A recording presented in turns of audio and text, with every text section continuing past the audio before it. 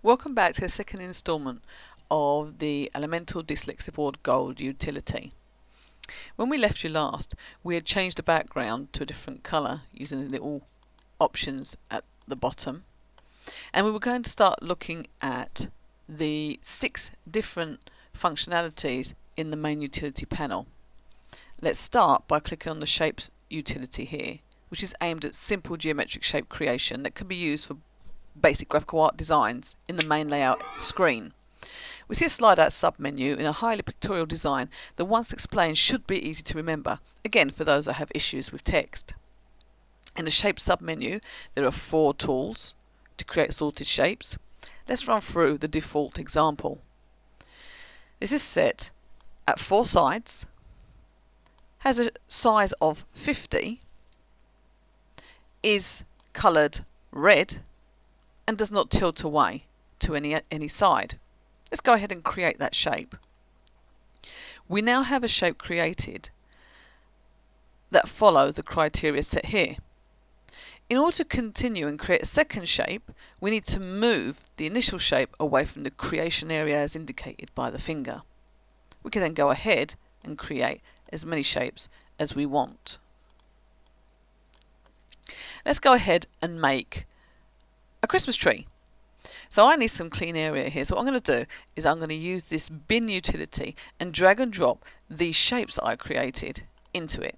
And there they go. Now I need to go back to the tool, slide out tool here, and select some triangles. That will be a number 3 in the section here with sides. I'm going to make them a little bit larger than the squares that we made earlier.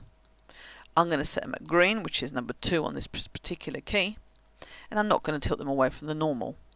I'm going to create that shape. And there's my Christmas tree. It's lacking the trunk, so I'll go back very simply, create another 4-sided shape, make it a lot smaller this time, and the colour will be orangey. And there we have it. There's our Christmas tree. Just to show the functionality that tilts the objects, I'm going to put this at a 45-degree angle, create another identical trunk but at a slight angle.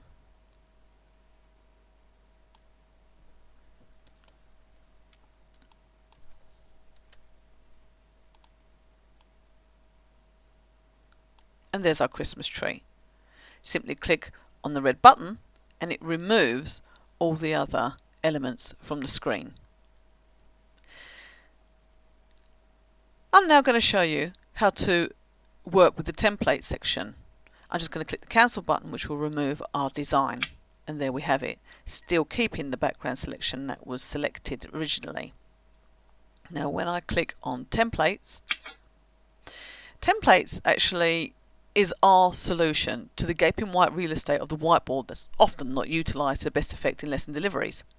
In addition, some special needs pupils can become disorientated in looking backwards and forwards from a whiteboard to their books, and even just looking at a blank canvas is an issue for some teachers. So with the help of web design templates, the concept of whiteboard templates was created at ALOMENTAL.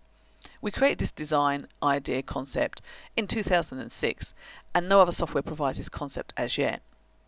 We have 5 selections here, and if we click on one, we can see what we actually mean by this. We have a title section at the top here with an objective area that can be used to convey the objective of the lesson. We have a summary section which can help surmise the lesson, and any warts and wheels or seals that need to be highlighted can be plopped in the corners here. We still have an expansive area at the sides, clearly numbered, so that the pupils know which area to focus on.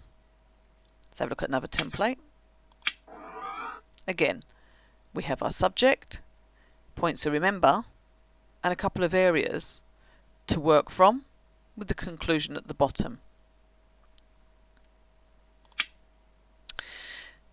We're going to be talking in our next session about the maths grid, the colour grid, and a little bit further about the main utility panel there. And that concludes the second section on the Dyslexiboard Gold from ALOMENTAL the Brain Station. Thanks for watching.